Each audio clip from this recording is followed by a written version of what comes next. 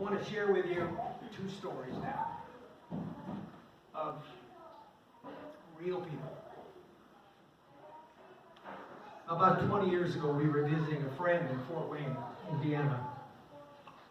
And there's some really nice Christian people that we had known for a number of years. We had met them when they lived in Midland back in the early 1970s.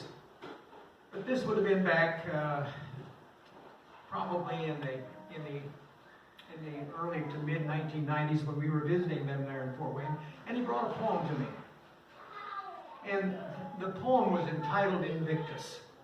Invictus.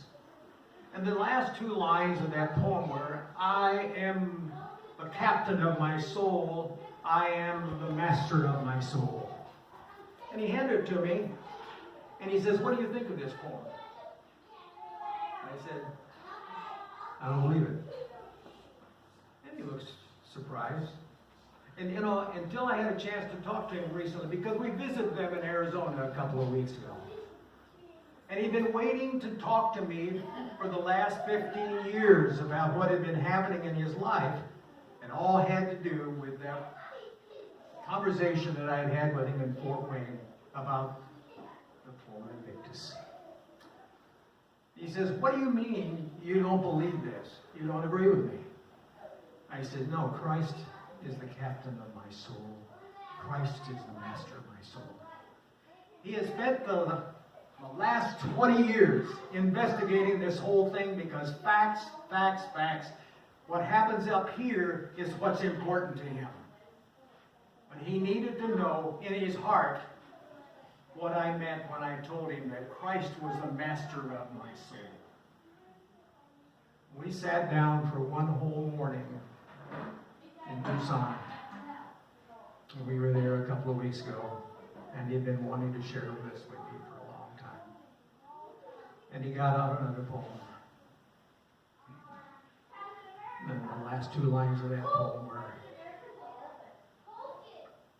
Christ is the captain of my soul. Christ is the master of my soul.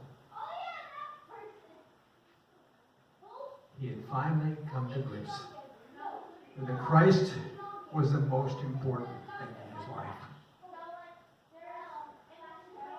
The resurrection of Jesus Christ, the cross and the resurrection story and his power had been working in him all in his time, and it brought him to this realization. Another story. It's about a man named George. I can't recall whether he's from Australia or New Zealand.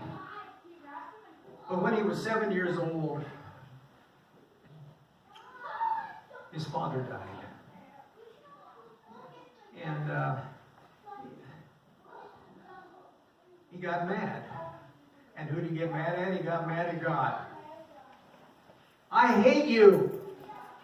He repeated over and over and over again, I hate you, I hate you, I hate you. You took my dad from me and I needed my dad.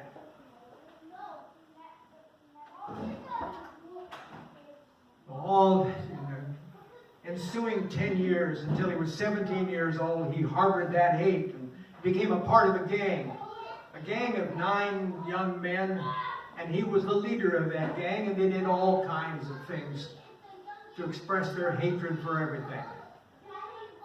And then one time he heard that Billy Graham was coming to their town. And he was going to have one of his crusades in their town.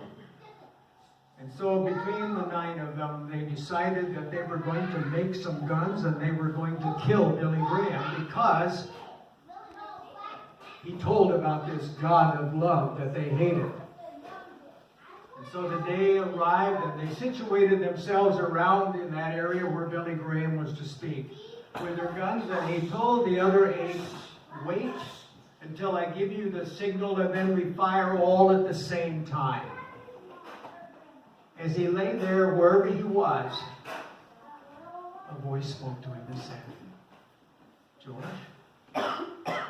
what are you doing? George, what are you doing?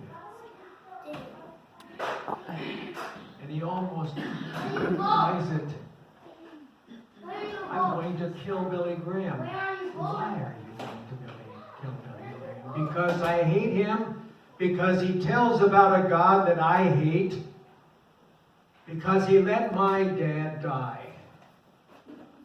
And the voice spoke to George and said, your dad was a very, very sick man. And he died because he was so sick.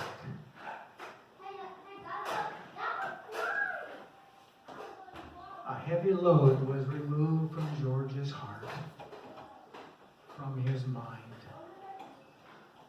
And he began to sob uncontrollably. And the tears ran down his cheeks as he lay there and wept as the others watched, waiting for the sign, the signal to fire their guns and to kill Billy Graham. But that signal didn't come. They sat and they listened to the message of redemption from Billy Graham.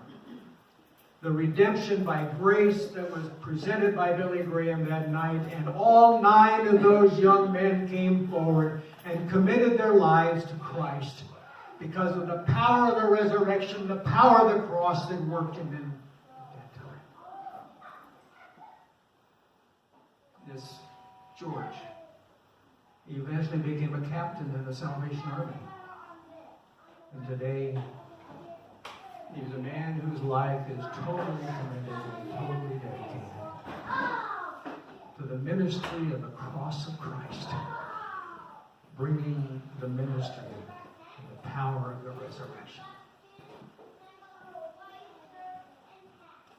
May that power be yours. May that power work in your hearts. May that power continue to work in your hearts.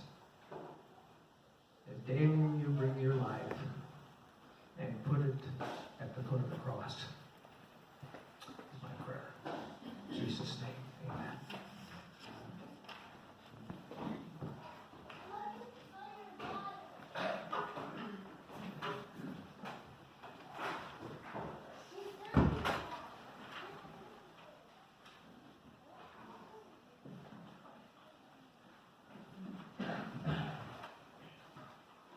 I've said this hymn right along with his sermon.